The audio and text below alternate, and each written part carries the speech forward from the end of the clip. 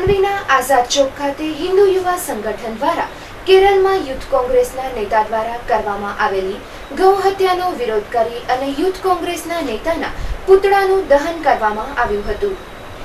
માંડવીના આઝાદ ચોક ખાતે કરાયેલા પુતળા દહનનો કાર્યક્રમ રાખવામાં આવ્યો હતો, જેમાં હિન્દુ સંગઠન માંડવીના અધ્યક્ષ રઘુવીરસિંહ જાડેજાએ કોંગ્રેસના યુથ નેતા દ્વારા જાહેરમાં ગૌ હત્યા કરી કરોડો હિન્દુઓની આસ્થાને ઠેસ પહોંચાડી છે।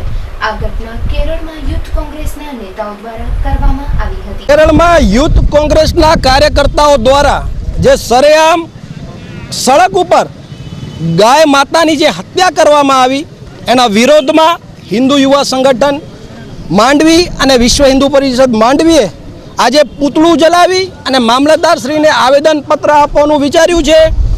મિત્રો, આ ગૌ હત્યા માત્ર ગાયની હત્યા નહોતી, આ 100 કરોડ હિન્દુઓની આસ્થાની હત્યા છે।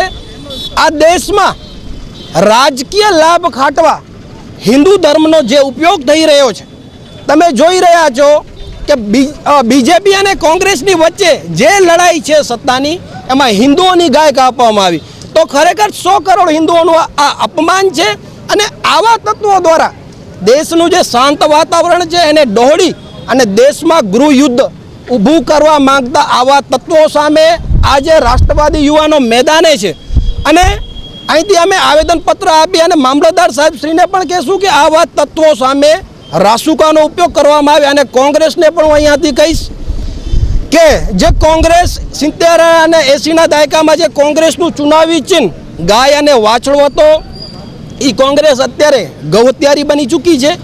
અને આજ કોંગ્રેસની જે વિચારધારામાં પરિવર્તન આવ્યું છે એના કારણે જે સત્તાથી દૂર છે, તો કોંગ્રેસમાં જો થોડુંક પણ હિન્દુત્વ બચ્યું હોય તો ખરેખર આ ઘટનાનો વિરોધ કરી અને પોતે હિન્દુ છે એવી સાબિતી આપે।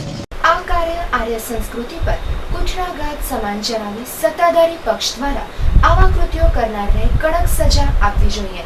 બહોળી સંખ્યામાં ઉપસ્થિત સનાતન હિન્દુઓની હાજરીમાં યુથ કોંગ્રેસના નેતા રિજિલ મુકેટીનો શિરછેદ કરી તેના પુતળાનો અંતિમ સંસ્કાર કરવામાં આવ્યો હતો।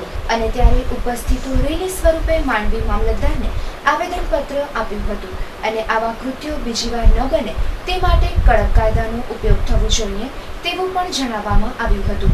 આ પ્રસંગે મઠના અધ્યક્ષ બકુલગીરી ગોસ્વામી, કૃષ્ણકાંત પંડ્યા, હરપાલસિંહ, રઘુવીરસિંહ, લીનેશ શાહ, ધી મર્ચન્ટ એસોસિએશનના અધ્યક્ષ પારસ સંઘવી, વૈભવ સંઘવી તેમજ બહોળી સંખ્યામાં લોકો ઉપસ્થિત રહ્યા હતા। કેરળમાં યુથ કોંગ્રેસના રિજિલ મુકેટી તેમજ તેમના કાર્યકરો દ્વારા કનુવરમાં જાહેરમાં ગૌ હત્યાનો કાર્યક્રમ રાખવામાં આવ્યો હતો। આવા લોકો સામે રાસુકા જેવા કાયદાનો ઉપયોગ કરી કડક સજા કરવી જોઈએ તેવું આવેદનમાં જણાવાયું હતું।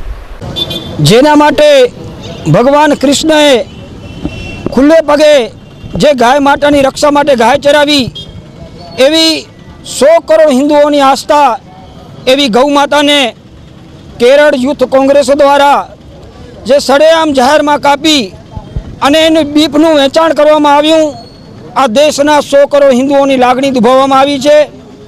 આવા તત્વોને તાત્કાલિક આ દેશમાં એવી સજા દેવામાં આવે કે આવનારા દિવસોમાં કોઈ હિન્દુઓની આસ્થા ગાય ઉપર કે રામ સેતુ જે હિન્દુઓની આસ્થા છે ત્યાં હુમલા ન થાય।